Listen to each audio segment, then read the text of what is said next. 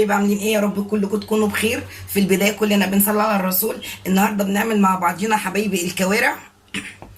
طبعا الشتاء جه والكوارع بقى ايه حلاوتها اكلها في الشتاء. طبعا انا قطعتها وغسلتها حلو جدا ونقعتها في ميه بخل وعصرت عليها ليمون وصفيتها. وهنا هنبدا مكوناتها هتكون بصل، طماطميه، قرن فلفل، لو مش عايزينه حار خليه بارد. والبهارات هتكون ملح الهيمالايا، شويه جوز الطيب، فلفل اسمر، ورق لوري، حبه هيل مطحون. وهنا معانا الميه بتاعتنا هنحطها تغلي على النار، وهنحط الكوارع بعد ما تغلي غلوتين 3 كده. هنشيل الريم من عليها ونبدا نسقط ايه الفلفل والطماطم والبصل، وبعد كده نحط البهارات بتاعتنا. يلا بينا على البوتاجاز.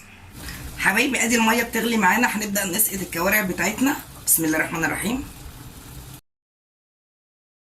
اول بقى ما تغلي غلوتين كده لو لقينا فيه ريم هنشيل الريم من عليه، وبعد كده هنسقط البصل والطماطم والفلفل.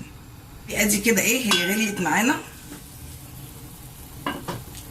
معانا. هنبدا بقى نحط ايه البصل والطماطم والفلفل. بسم الله. ونحط معانا البهارات بالمره.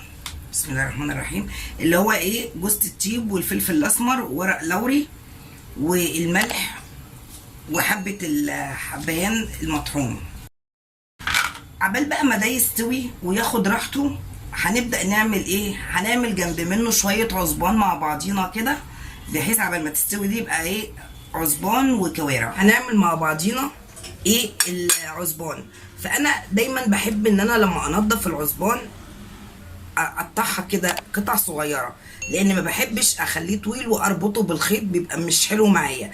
فطبعا انا كده العصبان غسلاها ومنضفاها، هخركنها كده شويه عشان نعمل خلطه العصبان. ده كده الرز بتاعنا. انا اخدت 3 كوبايات رز وبصلتين كده كبار. بسم الله الرحمن الرحيم.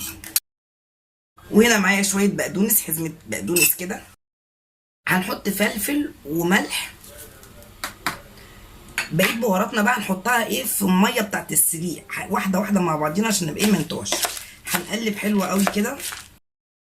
في بقى ناس بتعملها بيضه زي ما هي كده، ما بيحطلهاش طماطم، وفي بيحط لها معلقه صلصه زي ما انا هحط دلوقتي معلقه صلصه عشان تلون بس.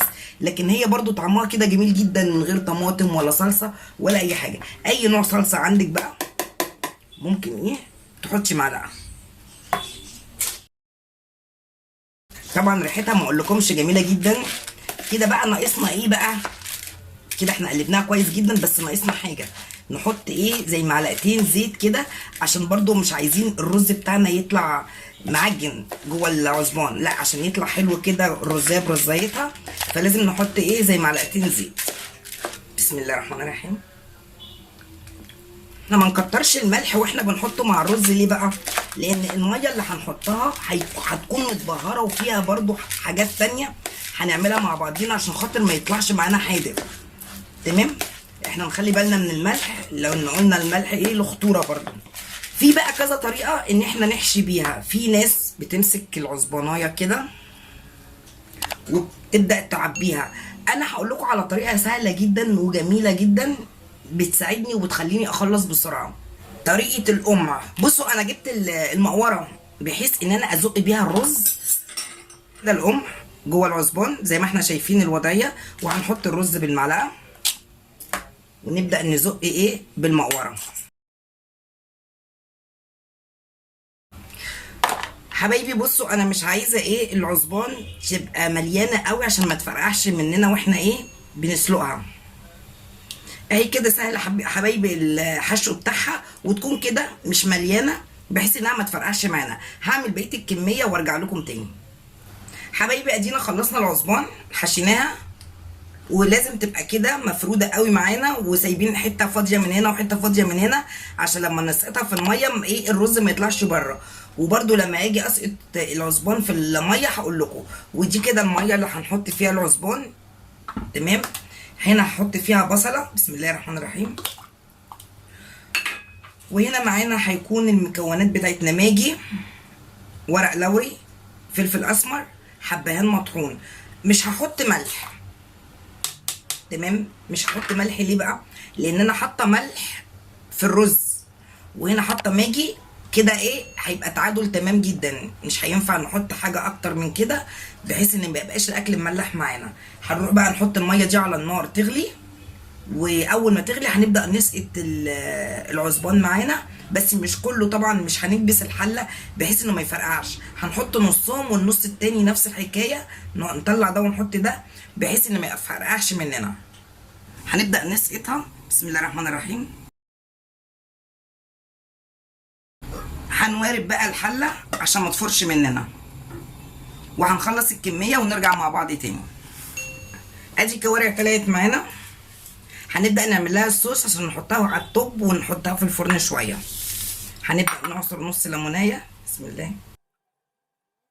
كده معانا نص ليمونيه، وهنحط معلقه صلصه صغيره، وزي معلقه صغيره برضو ايه دبس رمان، وذره ملح صغيره عشان طبعا الكوارع فيها ايه ملح، وشويه فلفل صغيرين، فلفل اسمر،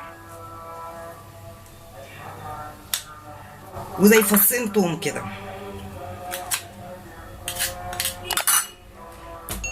هنقلبهم كويس قوي مع بعض. هنحط حوالي ربع كوبايه ميه صغيره،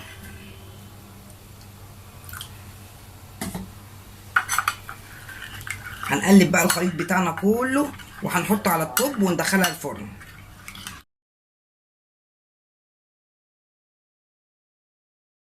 وادي العصبان هنحمره وهنبدا نحطه في الاطباق وهنغرف وهنشوف الشكل النهائي للكوارع والعصبان. حبايبي وادي الاكل معانا خلص. ادي العصبان حمرناها، ودي الفته بتاعت الرز بالعيش، والكوارع طبعا بعد ما طلعت من الفرن طبعا ريحتها وطعمها ما اقولكوش. وطبعا دي الصلصه الحمراء ما ننساهاش اللي بالثوم والخل، ودي الصلصه اللي هي بالخل بس والثوم وحطيت لها حبه شطه، ودي شوربتنا طبعا الجميله. فاتمنى يكون الفيديو عجبكم واستفدنا منه. ما تنسونيش بقى في لايك، في شير، كومنت ظريف. اكل ودردشه من ام كريم.